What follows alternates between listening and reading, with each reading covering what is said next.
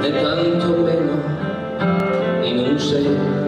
Lo so, se fossi diverso, se fossi capace, se fossi qualcosa che non sono più, se fossimo insieme, sì, se tu fossi là sola, se fossi un amore che non sono più.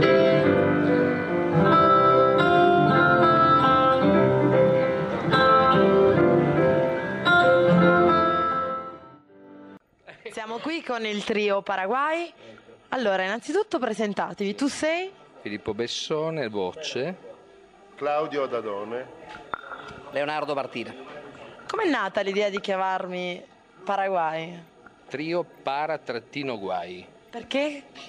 Perché ripara dai guai, non ne crea di nuovi. Già sono troppi quelli che ci sono in giro. Quella roba lì è stato un gioco.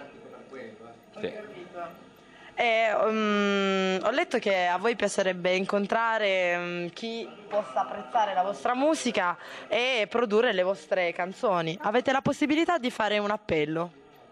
Ma guarda, io non credo che ho voglia di fare proprio un appello. Secondo me poi le cose vanno, no? Se succedono, ben venga. Io credo che questo, quello che facciamo sia una buona cosa. Un po' di presunzione nel dirlo, però una buona cosa, per cui se qualcuno è interessato, questo sì, va benissimo.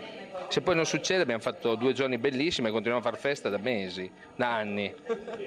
Vedi anche, cioè, non so, abbiamo adeguato anche la taglia per questo motivo. Non è uno scherzo, questi sono anni e anni di lavorazione per arrivare a questi risultati. Ecco, questo è il risultato della musica. No, ma soprattutto dell'amicizia, perché questo è il legante e il fondamento di questo trio, penso.